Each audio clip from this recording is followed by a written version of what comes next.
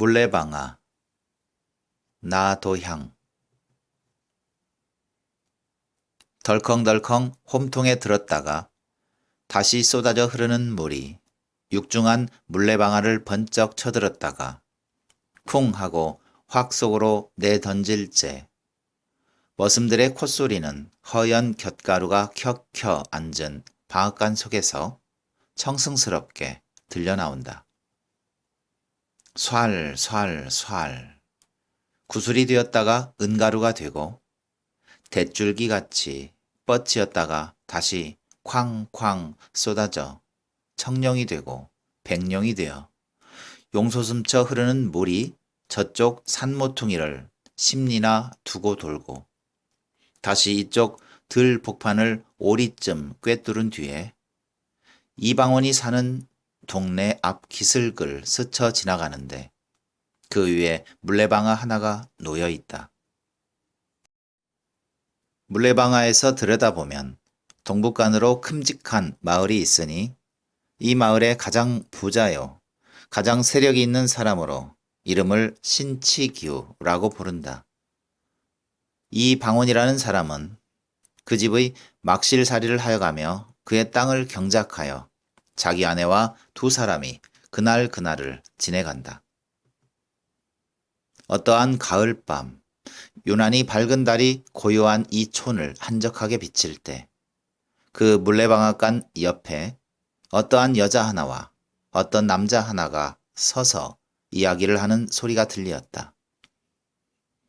그 여자는 방원의 아내로 지금 나이가 22살, 한참 정열에 타는 가슴으로 가장 행복스러울 나이의 젊은 여자요. 그 남자는 50이 반이 넘어 인생으로서 살아올 길을 다 살고서 거의 쇠멸의 구렁이를 향하여 가는 늙은이다. 그의 말소리는 마치 그 여자를 달래는 것 같이 예, 내 말이 조금도 그럴 것이 없지? 쇳내 할멈에게도 자세한 말을 들었을 터이지만은 너 생각해 보아라. 내가 허락만 하면 무엇이든지 내가 하고 싶다는 것은 내가 전부 해줄 터이란 말이야. 그까짓 방언이 녀석하고 내가 몇백 년 살아야 언제든지 막실구실을 면하지 못할 터이니. 허허, 사람이란 젊어서 호강해보지 못하면 평생 호강 한번 하여 보지 못하고 죽을 것이 아니냐. 내가 말하는 것이 조금도 잘못하는 것이 없느니라. 대강 너의 말을 쇳내 할멈에게 듣기는 들었으나 그래도 너에게 한번 바로 대고 듣는 것만 못해서 이리로 만나자고 한 것이다. 너의 마음은 어떠냐? 어디, 허허, 내 앞이라고 조금도 어떻게 알지 말고 이야기해봐. 어? 이 늙은이는 두말할 것 없이 신치규다. 그의 탐욕스러운 눈으로 방언의 계집을 들여다보며 한 손으로 등을 두드린다. 새침한 얼굴이 파르족족하고 기다란 눈썹과 검푸른 두 눈, 가장자리의 예쁜 입, 뾰루통한 뺨이며 콧날이 오똑한 데다가 후리후리한 키에 떡 벌어진 엉덩이가 아무리 보더라도 무섭게 이지적인 동시에 또는 창부형으로 생긴 여자이다. 계집은 아무 말도 없이 서서 짐짓 부끄러운 태를 지으며 매혹적인 웃음을 싱긋 웃고는 고개를 돌렸다. 그 웃음이 얼마나 짐승 같은 신치규의 만족을 사게 되었으며 또는 마음을 충동시켰는지 희끗희끗한 수염이 거의 계집의 뺨에 닿도록 더 가까이 와서 응? 왜 대답이 없니? 부끄러워서 그러니? 그렇게 부끄러워할 일은 아닌데 하고 계집의 손을 잡으며 손도 이렇게 예쁜 줄은 여태까지 몰랐구나. 참 분결 같다. 이렇게 얌전히 생긴 애가 방언 같은 천한 놈의 계집이 되어 일평생을 그대로 썩는다는 것은 너무 가엾고 아깝지 않느냐, 예? 계집은 몸을 돌리려고 하지도 않고 영감이 하는 대로 내버려 두며 눈으로 땅만 내려다보고 섰다가 가까스로 입을 떼는 듯 하더니 제 말야 모두 쇳내 할멈이 여쭈었지요. 저에게는 너무 분수에 과한 말씀이니까요. 천만의 소리를 다 하는구나. 그게 무슨 소리냐? 너도 아다시피 내가 너를 장난삼아 그러는 것도 아니겠고 후사가 없어 그러는 게니까 내가 내 아들이나 하나 놔주렴. 그러면 내 것이 모두 내 것이 되지 않겠니? 자, 그러지 말고 오늘 허락을 하렴. 그러면 내일이라도 방원이란 놈을 내쫓고 너를 불러들일 터이니. 어떻게 내쫓을 수가 있어요? 허허, 그것이 그리 어려울 것이 무엇이니? 내가 나가라는데 제가 나가지 않고 백일 줄 아니? 그렇지만 너무 과하지 않을까요? 무엇? 저런 생각을 하니까 내가 이 모양으로 이때까지 있었지. 어떻단 말이냐? 그런 것은 조금도 염려하지 말고. 자, 또 내 서방에게 들킬라. 어서 들어가자. 먼저 들어가세요. 왜? 남이 보면 수상이 알게요. 뭘? 나하고 가는데 수상이 알게 뭐야? 어서 가자. 계집은 천천히 두어 걸음 따라가다가 영감 하고 무춤하고 서 있다. 왜 그러니? 계집은 다시 말이 없이 서 있다가 아니에요 하고 먼저 들어가세요 하며 돌아선다. 영감이 간이 달아서 계집의 손을 잡으며 가자, 집으로 들어가자. 그의 가슴은 두근거리는지 숨소리가 잦아진다. 계집은 손을 빼려 하며 점잖으신 어른이 이게 무슨 짓이에요? 하면서도 그의 몸짓에는 모든 것을 허락한다는 뜻이 보였다. 영감은 계집의 몸을 끌어안더니 방앗간 뒤로 돌아 들어섰다. 계집은 영감 가슴에 안겨서 정욕이 가득한 눈으로 그를 보면서 영감 말 한마디 하고 침 한 번 삼키었다. 영감이 거짓말은 안 하시지요? 아니. 그의 말은 떨리었다.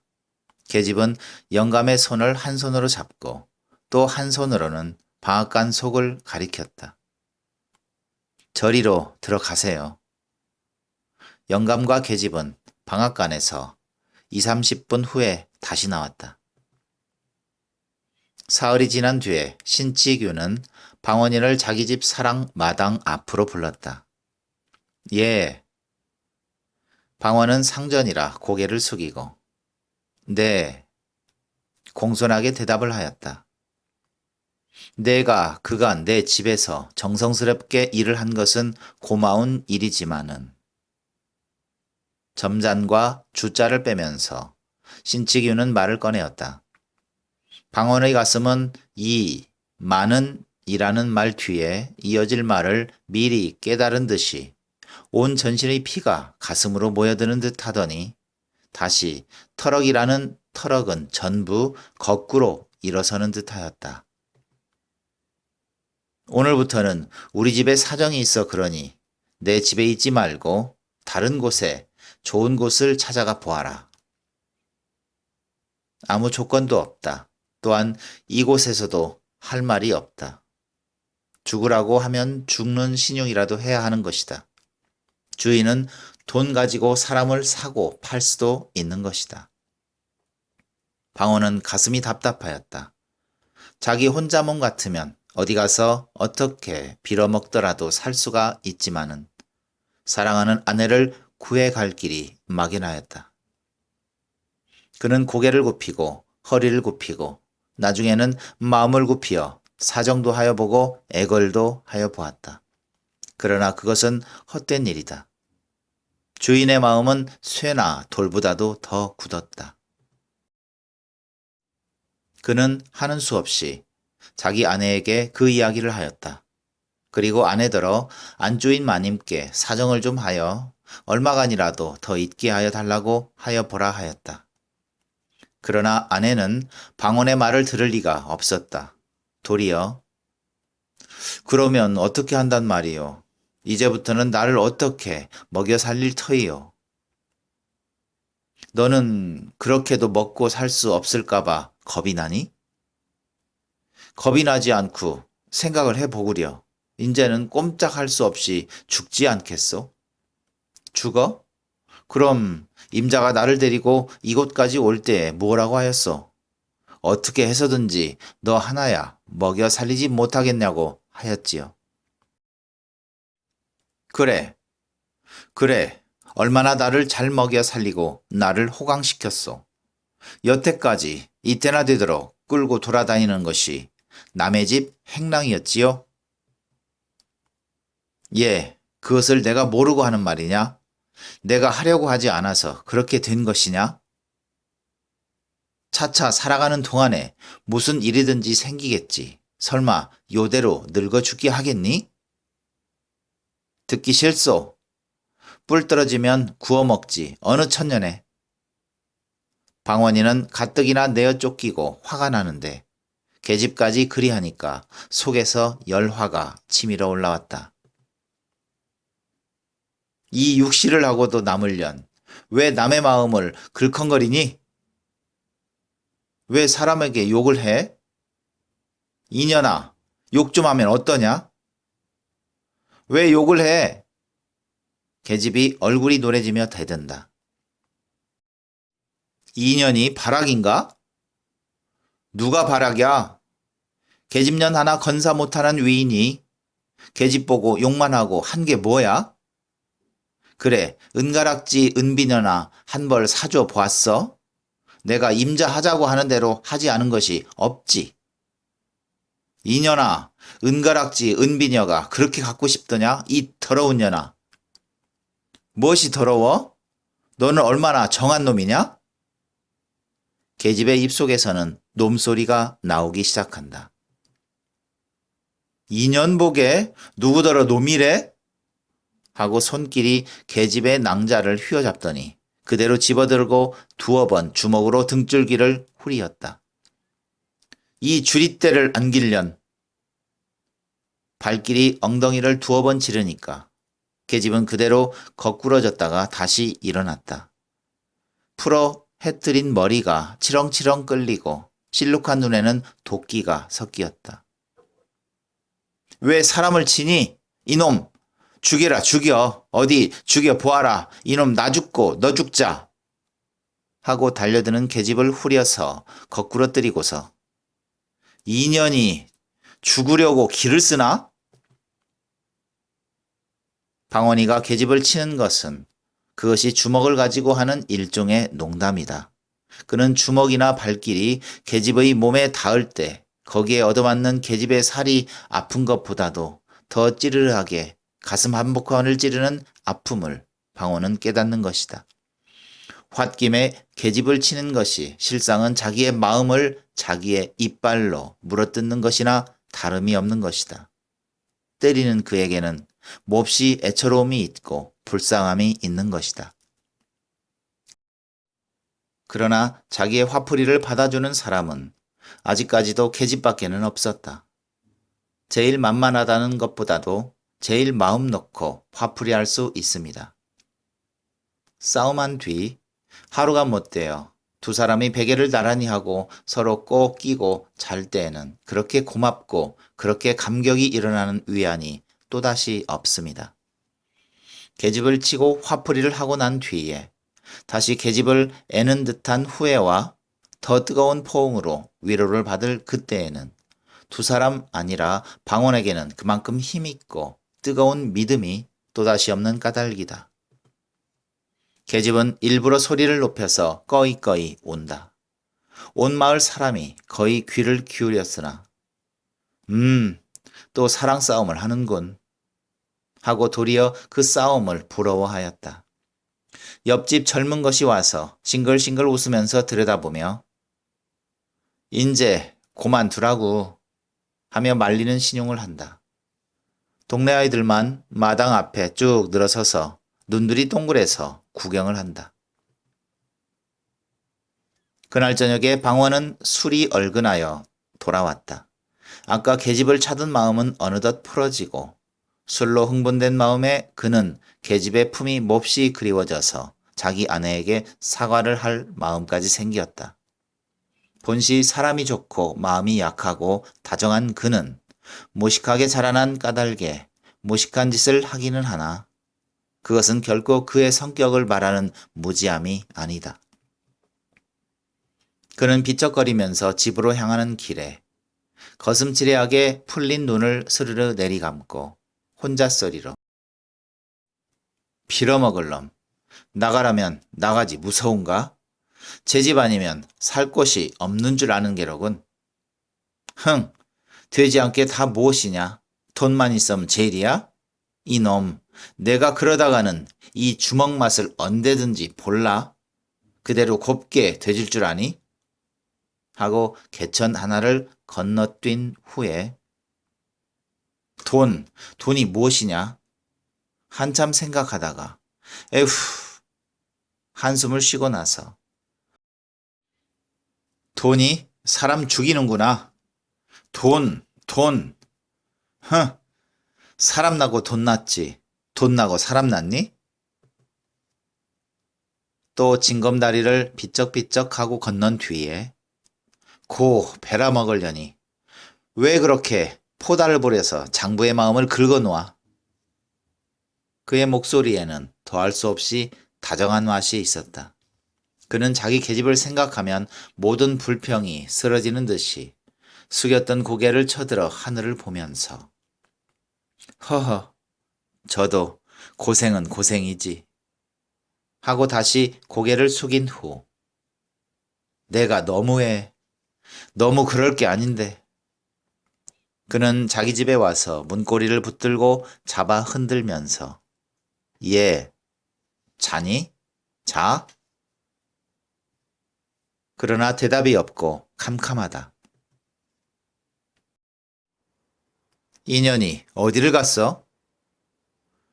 그는 문짝을 깨어지라 하고 닫힌 후에 다시 길거리로 나와 그 옆집으로 가서 여보 아주머니 우리 집 색시 어디 갔는지 보았소? 밥들을 먹던 옆에 집 내외는 어디서 또 최수그려.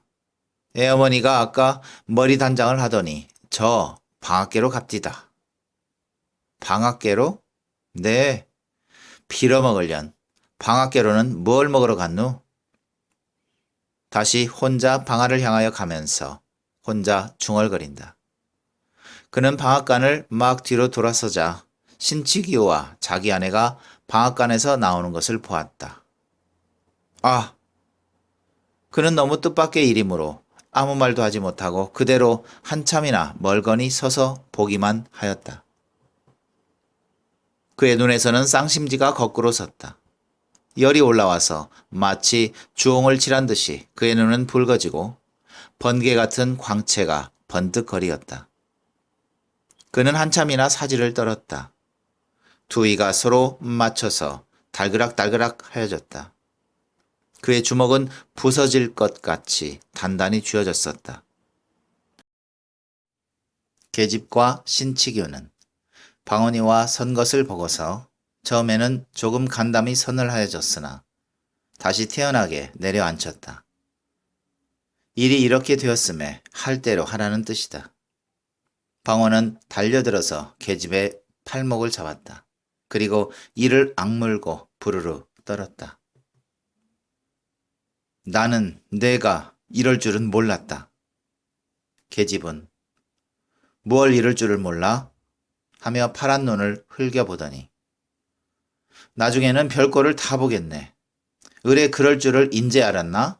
놔요. 왜 남의 팔을 잡고 요 모양이야?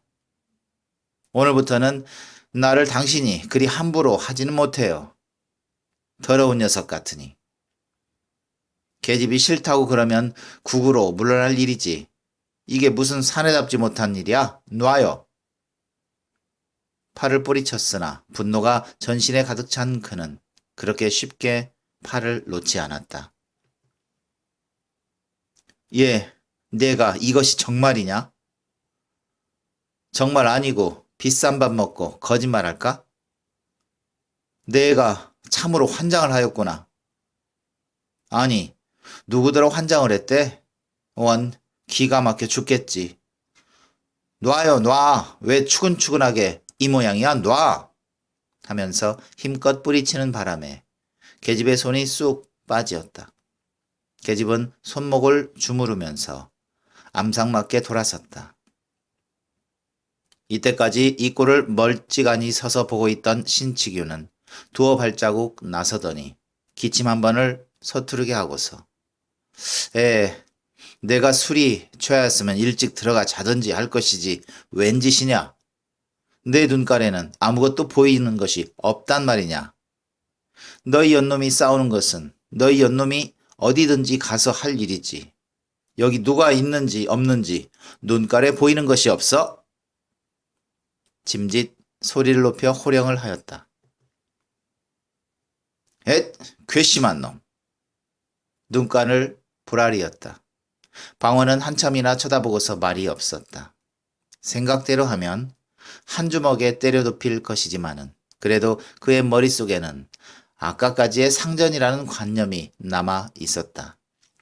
번갯불같이 그 관념이 그의 입과 팔을 얽어 놓았다. 어려서부터 오늘날까지 남을 섬겨보기만 한 그의 마음은 상전이라면 모두 두려워하는 성질을 깊이 깊이 뿌리를 박아 놓았다. 그러나 오늘부터는 신치규가 자기의 상전도 아니요, 자기가 신치규의 종도 아니다. 다만 똑같은 사람으로 마주섰을 뿐이다. 아니다. 지금부터는 신치규는 방원의 원수였다. 그의 간을 씹어먹어도 오히려 나머지 한이 있는 원수다. 신치규는 똑바로 쳐다보는 방원을 마주 쳐다보며 똑바로 보면 어쩔 터이냐. 온 세상이 망하려니까 별 회개한 일이 다 많거든. 어째 이놈아? 이놈아? 방원은 한 걸음 들어섰다. 나무같이 힘센 다리가 성큼 하고 나설 때 신치규는 머리끝이 으쓱하였다. 쇠몽둥이 같은 두 주먹이 쑥 앞으로 닥칠 때 그의 가슴은 덜컥 내려앉았다. 내 입에서 이놈아라는 소리가 나오니 이 사지를 찢어발겨도 오히려 시원치 못할 놈아. 내가 내 계집을 뺏으려고 오늘 날들어 나가라고 그랬지? 어허, 이거 그놈이 눈가를 삐었군. 예, 나는 먼저 들어가겠다. 너는 내 서방하고 나중에 들어오너라. 신치규는 형세가 위험하니까 슬금슬금 꽁무니를 빼려고 돌아서서 들어가려 하니까 방원은 돌아서는 신치규의 멱살을 잔뜩 쥐어 한 팔로 바짝 지켜들고 이놈 어디를 가?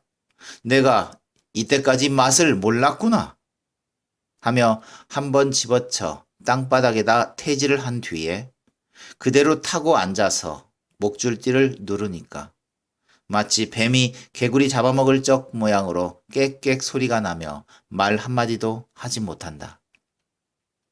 이놈, 너 죽고 나 죽으면 고만 아니냐? 하고 방원은 주먹으로 사정없이 닥치는 대로 들이팬다.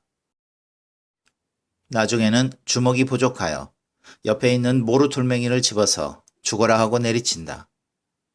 그의 팔, 그의 온몸에는 끓어오르는 분노가 극도에 달하자 사람의 가슴 속에 본능적으로 숨어있는 잔인성이 조금도 남지 않고 그대로 나타났다. 그의 눈은 마치 펄쩍펄쩍 뛰는 미끼를 가로차고 앉은 승냥이와 이리와 같이 뜨거운 피를 보고야 만족하다는 듯이 무섭게 번쩍거렸다. 그에게는 초자연의 무서운 힘이 그의 팔과 다리에 올라왔다. 이 꼴을 보는 계집은 무서웠다. 끔찍끔찍한 일이 목전에 생길 것이다. 그의 맥이 풀린 다리는 마음대로 놓여지지 아니하였다. 아, 사람 살류, 사람 살류. 적적한 밤중의 쓸쓸한 마을에는 처참한 여자 목소리가 으스스하게 울리었다. 이 소리를 들은 방원은 더욱 힘을 주어서 눈을 딱 감고 죽어라 내리짓지었다. 뼈가 돌에 맞는 소리가 살이 을그러지는 소리와 함께 퍽퍽 하였다. 피부든 돌이 여기저기 흩어지고 갈갈이 찢긴 옷에는 살점이 묻었다. 동네편 쪽에서 수군수군 하더니 구두소리가 나며 칼소리가 덜거덕거리었다. 방원의 머리에는 번갯불같이 무엇이 보이었다. 그의 손에 주먹을 쥔 채 잠깐 정신을 차려 그쪽으로 귀를 기울였다.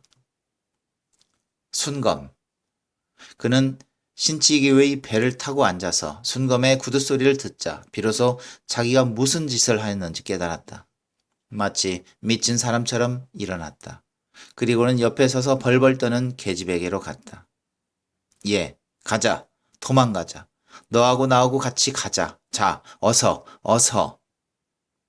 계집은 자기에게 또 무슨 일이 있을까 하여 겁을 내어 도망을 하려 든다. 방원은 계집을 따라가며 예, 내가 이렇게도 나를 몰라주니 내가 너를 얼마나 생각하는지 알지를 못하니 자, 어서 도망가자. 어서. 뒤에서 순검이 쫓아온다. 계집은 그대로 서서 종종걸음을 치며 실소, 임자나 가구려. 나는 싫어요, 싫어. 가자. 응, 가. 그는 미친 사람처럼 계집의 팔을 붙잡고 끌었다. 그때 누구인지 그의 두 팔을 마치 형틀에 매다는 것 같이 꽉 뒤로 껴안는 사람이 있었다. 이놈아, 어디를 가? 그는 뒤를 돌아보지 않고도 그가 누구인지 알았다.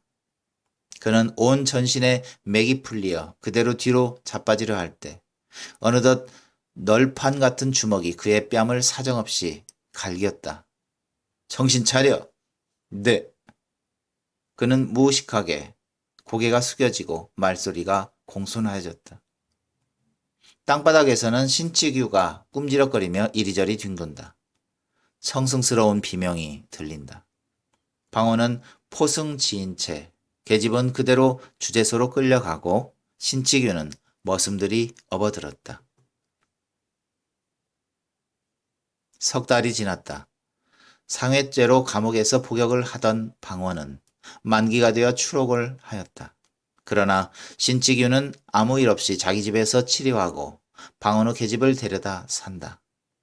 신치규는 온몸이 나은 뒤에 홀로 생각하였다. 죽는 줄 알았더니 그래도 이렇게 살아있으니 하고 얼굴에 홈이 진 것을 만져보며 오히려 그놈이 그렇게 한 것이 나에게는 다행이지.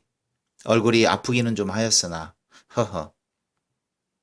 어떻게 그놈을 떼어버릴까 하고 그렇지 않아도 걱정을 하던 차에 잘 되었지. 그놈 한 10년 감옥에서 콩밥을 먹었으면 좋겠다. 방원은 감옥 속에서 생각하기를 나가기만 하면 연놈을 죽여버리고 제가 죽든지 요정을 내리라 하였다. 집에서 내어 쫓기어 계집까지 빼앗기고 그것을 생각하면 이가 갈리고 치가 떨리었다. 그것이 모두 자기가 돈 없는 탓이라는 것을 생각하며 더욱 분한 생각이 났다. 네, 더러운 년. 그는 홍바지에 쇠사슬을 차고서 일을 할 때에도 가끔 침을 땅에다 뱉으면서 혼자 중얼거리었다. 사람이 이러고서야 살아서 무엇하나. 멀쩡한 놈이 계집 빼앗기고 생으로 콩밥까지 먹으니. 그가 감옥에서 나올 때에는 감옥소를 다시 한번 둘러보고 내가 여기서 마지막으로 목숨을 잃어버리든지 그렇지 않으면 내가 내 손으로 내 목을 찔러 죽든지 무슨 요정이 날 것을 생각하고 다시 온몸에 힘을 주고 씁쓸한 웃음을 웃었다. 그는 200리나 되는 길을 걸어서 계집이 사는 촌에를 왔다. 그러나 아무도 그를 아는 척하는 사람이 없었다. 전에 친하게 지냈던 사람들도 그를 보고 피해갔다. 마치 문둥병자나 마찬가지 대우를 하였다. 감옥에서 나온 뒤로부터는 더욱 이 세상이 차디차졌다. 자기가 상상하던 것보다도 더 무정하여졌다. 그는 하는 수 없이 밤이 될 때까지 그 근처 산속으로 돌아다녔다. 그래서 깊은 밤에 촌으로 내려왔다. 그는 그 방앗간을 다시 지나갔다. 석 달 전 생각이 났다. 자기가 여기서 잡혀갔다는 것을 생각할 때 더욱 억울하고 분한 생각이 치밀어 올라왔다. 그는 한참이나 거기 서서 그때 일을 생각하고 몸서리를 친 후에 다시 그 전 집을 찾아갔다. 날이 몹시 추워지고 눈이 쌓였다. 옷은 입은 것이 가을에 입고 감옥에 들어갔던 그것이므로 살을 에이는 듯한 것이로되 그는 분한 생각과 흥분된 마음에 그것도 몰랐다. 연놈을 모두 처치를 해버려? 혼자 속으로 궁리를 하다가 그렇지, 그까짓 것들은 살려두어 쓸데없는 인생들이야 하면서 옆구리에 지른 기름한 단도를 다시 만져보았다. 그는 감격스런 마음으로 그것을 쓰다듬었다. 그는 신치기의 집 우를 넘어 들어갔다. 그의 발은 전에 다닐 적같이 익숙하였다. 그는 사랑을 엿보고 다시 뒤로 돌아서 건넌방 창 밑에 와 섰었다. 귀를 기울였으나 아무 말도 들리지 않았다. 그는 손에 칼을 빼들었다. 그리고는 일부러 뒤 창문을 달각달각 흔들었다. 그 뒤! 하고 계집의 머리가 쏙 나오며 문이 열렸다. 그는 얼른 비켜 섰다. 문은 다시 닫혀지고 계집은 들어갔다. 방언의 마음은 이상하게 동요가 되었다. 어여쁜 계집의 목소리가 오래간만에 귀에 들릴 때 마치 자기가 감옥에서 꿈을 꿀 적 모양으로 요염하고도 황홀하게 그의 마음을 꿰는 것 같았다. 그는 꿈속에 다시 맞는 것 같고 오래간만에 그를 만나봄에 모든 결심은 얼음같이 녹는 듯 하였다. 그래도 계집이 설마 나를 영영 잊어버리랴 하고 옛날의 정리를 생각할 때 그것이 거짓말이 아니고 무엇이랴 하는 생각이 났다. 아무리 자기를 감옥에까지 가게 하였다 하더라도 그는 감히 칼을 들어 죽이려는 용기가 단번에 나지 않아서 주저하기 시작했다. 아니다. 다시 한 번만 물어보자. 그는 들었던 칼을 다시 짚고 생각하였다. 거짓말이다. 거짓말이다. 그럴 리가 없다. 그는 반신반의하였다. 그렇다. 한 번만 다시 물어보고 죽이든 살리든 하자. 그는 다시 문을 달각달각하였다. 계집은 이번에 다시 문을 열고 사면을 둘러보더니 헌 집신짝을 신고 나왔다. 뒤요. 그는 방언이 서 있는 집 모퉁이를 돌아서려 할제 내다 하고 입을 틀어막고 칼을 가슴에 대었다. 떠들면 죽어. 방언은 계집의 입을 수건으로 틀어막고 결박을 한 후 들쳐엎고서 번개같이 다름질하였다. 그는 어느 결에 계집을 업어다가 물레방아 앞에 내려놓은 후 결박을 풀었다. 그리고 한숨을 쉬었다. 나를 모르겠니? 캄캄한 금은밤에 얼굴을 바짝 계집의 코앞에 들이대었다. 계집은 얼굴을 자세히 보더니 아! 소리를 지르더니 뒤로 물러섰다. 조금도 놀랄 것이 없다. 오늘 내가 내 말을 들으면 살려줄 것이요. 그렇지 않으면 이것이야. 하고 시퍼런 칼을 들이대었다. 계집은 다시 태어나게. 말이요? 임자의 말을 들으려 것 같으면 벌써 들었지요. 이때까지 있겠소? 임자도 남의 마음을 알지요. 임자와 나와 2년 전에 이곳으로 도망해 올 적에도 전 남편이 나를 죽이겠다고 칼로 허리를 찔러 그 흠이 있는 것을 날마다 밤에 당신이 어루만지었지요. 내가 그까지 칼찜을 무서워서 나하고 싶은 짓을 못한단 말이요? 행? 이게 무슨 비겁한 짓이요, 사내 자식이. 자, 찌르려거든 찔러 보아요. 자, 자! 계집은 두 가슴을 벌리고 대들었다. 방어는 너무 계집의 태도가 대담하므로 들었던 칼이 도리어 뒤로 움찔할 만큼 기가 막혔다. 그는 무의식하게 정말이냐? 하고 한 걸음 더 가까이 나섰다. 정말이 아니고 내가 비록 여자이지만은 당신 같은 겁쟁이는 아니라오. 이것이 도무지 무엇이오? 계집은 그래도 두려웠던지 방어의 손에 든 칼을 뿌리쳐 땅에 떨어뜨렸다. 이 칼이 땅에 떨어지자 방어는 여태까지 용사와 같이 보였던 계집이 몹시 비겁스럽고 더러워 보이어 다시 칼을 집어 들고 덤비었다. 에이, 간사한 년, 어쩔 터이냐? 나하고 당장에 멀리 가지 않을 터이냐? 자, 가자! 그는 눈물이 어린 눈으로 타일러 보기도 하고 간청도 하여 보았다. 자, 어서 옛날과 같이 나오고 멀리 동항을 가자. 나는 참으로 나의 칼로 너를 죽일 수는 없다. 계집의 눈에는 독이 올라왔다. 광채가 어두운 밤의 번개같이 번쩍거리며. 싫어요. 나는 죽으면 죽었지. 가기는 싫어요. 나는 이제 그만 그렇게 구차하고 천한 생활을 다시 하기는 싫어요. 그만 물렸어요. 너의 입으로 정말 그런 말이 나오느냐? 너는 나를 우리 고향에 다시 돌아가지도 못하게 만들어 놓고 나의 모든 것을 다 잃어버리게 한 후에 또 나중에는 세상에서 지옥이라고 하는 감옥소에까지 가게 하였지. 그러고도 나의 맨 마지막 원을 들어주지 않을 터이냐. 나는 언제든지 당신 손에 죽을 것까지도 알고 있어. 자, 오늘 죽으나 내일 죽으나 언제든지 죽기는 일반. 이렇게 된 이상 나를 죽이시오. 정말이냐? 정말이야?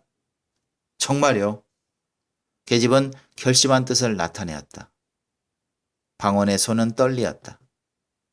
그리고 그는 눈을 꽉 감고 여우 같은 년 하고 칼끝을 계집의 옆구리를 향하고 힘껏 내밀었다. 계집은 이를 악물고 사람 죽인다 소리 한 번에 그 자리에 거꾸러졌다. 칼자루를 든 손이 피가 몰리는 바람에 우르르 떨리더니 피가 새어나왔다. 방원은 그 칼을 빼어들더니 계집 위에 거꾸러져서 가슴을 찌르고 절명하여 버렸다.